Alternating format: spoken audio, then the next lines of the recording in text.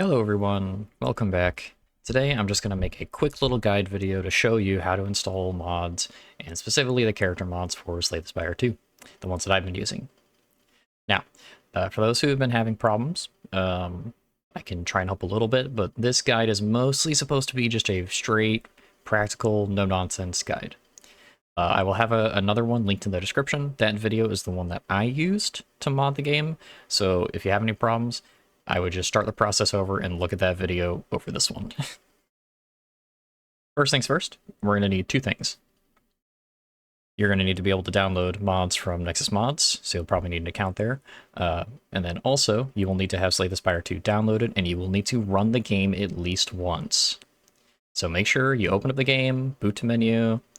You don't need to do a run, I don't think, but it might help to just start a run and then concede, or play just a run just to make it a little smoother, but it's not necessary. Next, we will be coming to Nexus Mods, like I said, and you'll be looking for base lib. Base lib is a dependency mod. It helps a lot of the mods run smoothly and keeps them from being as unstable. Some people I've seen in the comments have mentioned that they only have the character mod installed and have been having bugs. So if that's the case, you probably want to have base lib installed alongside any other mods that you're doing. With that out of the way, what we're going to go ahead and do is first, you're going to come to your Steam here. You're going to right click, Properties, Installed Files, Browse. And I already gave you a little spoiler, but it should pull up this into your Slay the Spire 2 folder here. If it does not, then you'll probably have to find it manually. So going into your drive, program files, Steam Apps Commons, Slay the Spire 2. With that being said, when you come into here, you'll probably see, if you've never done this before, you probably won't have a mods folder. That's okay. Don't worry about it. You can go ahead and right-click, New, Folder, make a folder, name it Mods. Easy breezy, donezo. Also, if you are worried at all about mods and the way they will interact with your save, I would just go ahead and make a backup of your save. That's a bit of a different process, so I'm not going to go over that whole thing here, but it might be a good idea just to have a backup just in case you're unsure about it. But me, I've had no issues thus far, thankfully. Now, with a mods folder installed, you will need to put stuff into it, of course. So, what we're going to do is come to Nexus Mods. We're going to find base lib and whatever mods we're going to install. I'll have base lib and the Ryoshu mod and the Unified Save Path mod in the description, because I use all of those. But what you're going to go ahead and do is come down here, come to Files, and either you will do a main file download here, or you will come up to this top right here and either go through the mod manager vortex or manual install. For these purposes, because it's just a practical guide, no strings attached, no bells or whistles, we're going to go for a manual install. You're going to click slow download, wait a few seconds, and it will download a compressed file that will look like vaguely like this, or depending on what software you have, it'll look a little different. Now, once you have the mods you want installed, you'll go ahead and you will come back to your Slay the Spire 2, and you will also go to your downloads folder, which is where the compressed files will be. I went ahead and moved them into this Slay the Spire 2 mods folder that I made just because I like to have things organized. So you will find your compressed files, and you will right-click, you will extract them, yada yada yada. Yep, yes, please extract. Thank you. Perfect. And you'll have something like this. And then if we go ahead and do the same to the Ryoshu mod here, extract.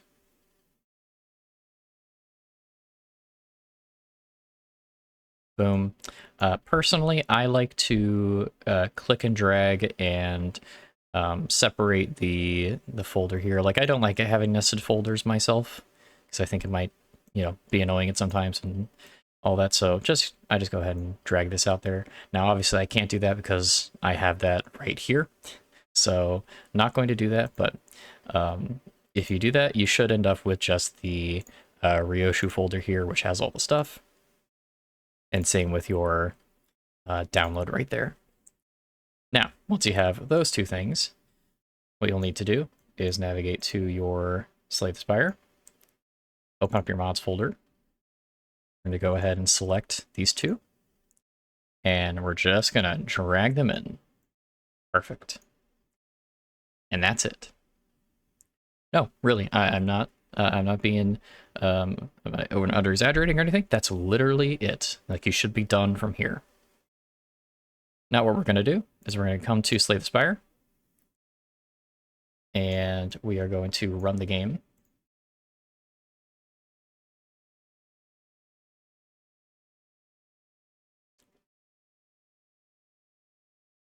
Yep, go ahead and run the game. It's loading up.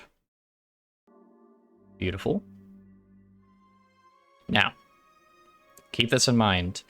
It won't show it for me because I've already done this, but when you boot up Slay the Spire 2 with mods, you should see a pop-up right here that says something like, you know, mods are loaded. Do you want to load these mods? Don't load any mods you don't trust, and, you know, a bunch of that. Just click OK. Now, when we open single player, boom, right there, ready to go. Now, hold on. If you're playing along with me, don't panic. Don't panic if your game looks like this. Because, oh my god, where did my characters go? Did it wipe my save file? It says I have no progress. I look up here. It says I have 0 playtime. Oh no, no, you didn't mess it up. It's okay. Don't worry. Here's how this works. So it turns out Slay the Spire 2 has a built-in thing where whenever you have mods installed and you have mods loaded, it makes a separate save file that is a modded save that's completely separate from your main file. So on your modded save, you will have no progress. And when you remove all your mods and you boot it up as normal, you will go into your normal save. Now, I can understand that being a bit of a hassle, so that is why I, personally, recommend and use the Unified Save Path mod.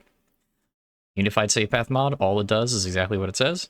Essentially, it combines your saves into one, so that all of your progress, runs, all that stuff, even if they're modded or not, will go to the same file. Now, gonna put a disclaimer here. This is working perfectly fine as is and working now. I cannot guarantee that as more patches come to the game that this will continue to work.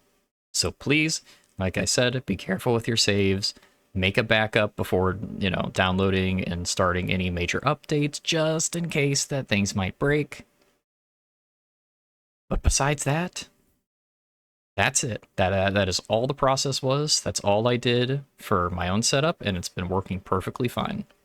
So, just to reiterate, go to your Slay the Spire 2, go to your main install files, make a mods folder, download mods as compressed files, then, you know, extract them, drag them into your mods folder, start up Slay the Spire 2, and bing, bada boom, you should be good. If you have any issues with this, please go ahead and consult the video in the description and try their full process. But this should work for you because it's what worked for me.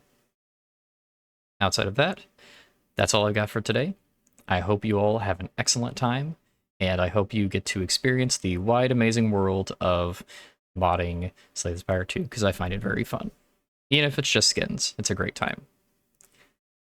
That's all I've got for you today, and I hope to see you in the next video. Bye-bye.